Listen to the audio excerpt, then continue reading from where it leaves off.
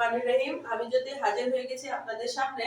আমাদের একাডেমিটার নাম হচ্ছে দুর্বলকে সবল করার কারিগরি একাডেমি। এই একাডেমির মধ্যে আজকে আমরা টেস্ট শিখাবো সবাইকে।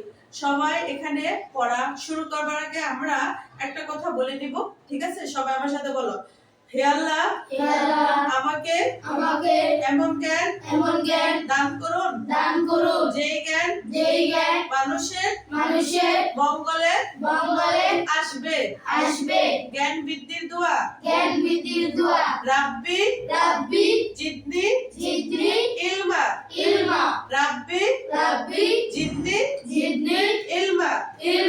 এই যে দেখো, আজকে আমি তোমাদেরকে পড়াবো টেন্স। টেন্স মানে কি?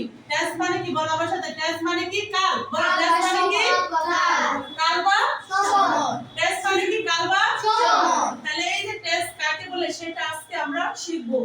বলো, ক্রিয়া সংগঠিত হওয়ার সময় বা কালকে টেন্স বলে। টেন্স তিন প্রকার: প্রেজেন্ট টেন্স বর্তমান কাল, পাস্ট টেন্স অতীত কাল, ফিউচার টেন্স ভবিষ্যৎ কাল। এই যে দেখো, মানুষের জীবনে কাল থাকে কয়টা? তিনটা, ঠিক আছে? আমরা এই যে আমরা এই বানানটা একটু পড়ে নেই। প্রেজেন্ট বানানটা আমার সাথে সবাই পড়ে নিবা। বলো, P R E S E N T. Present tense T E N S E. Present tense বর্তমান কাল, পাস্ট টেন্স অতীত কাল। পাস্ট বানানটা আমার সাথে করে নাও। তিনবার আমরা একটা বানান, তোমরা যখন পড়াশোনা করবা, যখন পড়তে বলবা, একটা বানান মিনিমাম 5 বার লিখবা, ঠিক আছে? কয়বার লিখবা? 5 বার। আচ্ছা, আমার সাথে পাঁচটা বলো। P A S T past,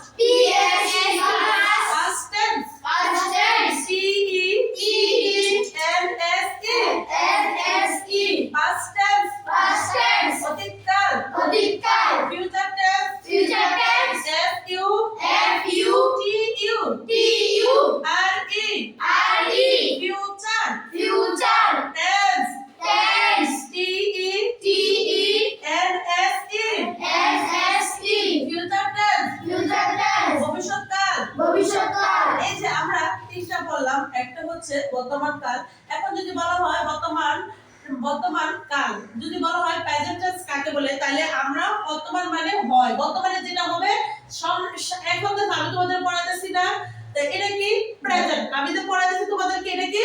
present. বাংলায় বলবো বর্তমান, ঠিক আছে? অতীত হইলো হয়েছিল। অতীতে কি হয়েছিল? তোমরা যখন ক্লাস 5ম শ্রেণীতে পড়তা, তখন সেটা তোমাদের জন্য অতীত না? আবার যখন তোমরা 8ম শ্রেণীতে যাবা, তখন সেটা কি হয়ে যাবে? ভবিষ্যৎ, ঠিক আছে? তোমরা ভবিষ্যতে যাবা, আগামী বছর 8ম শ্রেণীতে যাবা, ঠিক আছে? তাহলে আমরা এটাকে বলবো ফিউচার। তা আমার সাথে আবার বলো, দেখো, প্রথমত একজন ব্যক্তি, তার তিনটা ছেলে হইছে। একটা নাম হচ্ছে প্রেজেন্ট, আরেকটা নাম হচ্ছে পাস্ট, আরেকটা নাম হচ্ছে ফিউচার। এই যে তিনটা ছেলের মধ্যে কি আরো ছেলে পেলে হবে না? অবশ্যই হবে। সেও যখন তিনটা ছেলের মধ্যে দেখি আমরা এই যে তিনটা, প্রথমত টেন্স তিন প্রকার, তিনটাকে আমরা দেখব 12টা ভাগে ভাগ করা হয়েছে। এই যে দেখো, প্রেজেন্ট টেন্স কয় প্রকার? আবার বলো, প্রেজেন্ট টেন্স কয় প্রকার? 4 প্রকার। প্রেজেন্ট টেন্স কয় প্রকার? 4 প্রকার। পাস্ট টেন্স কয় প্রকার? 4 প্রকার। ফিউচার টেন্স কয় প্রকার? 4 প্রকার। তাহলে আমরা প্রেজেন্ট ইনডিফিনিটের সাথে বলবো, present indefinite, present continuous, present perfect, present perfect continuous. আমরা এখন পাস্টটা বলবো। বলো, past indefinite, past continuous, past perfect, past perfect continuous. এবার আমরা ফিউচারটা বলবো। বলো, future indefinite, future continuous, future perfect, future perfect continuous. আচ্ছা, এই যে আমরা ইনডিফিনিট মানে কি? অনিশ্চিত। ইনডিফিনিট মানে কি? অনিশ্চিত। কন্টিনিউয়াস মানে কি? চলমান। কন্টিনিউয়াস মানে কি? চলমান। পারফেক্ট মানে কি? সম্পূর্ণ। পারফেক্ট কন্টিনিউয়াস মানে কি? নির্দিষ্ট কিছু সময় ধরে হচ্ছে বা হবে, ঠিক আছে? আমরা কিন্তু এই পড়াটা অবশ্যই কয়বার করব, কয়বার লিখব? মিনিমাম কয়বার লিখব? 5 বার পড়বো প্লাস লিখবো। সাথে সাথে যদি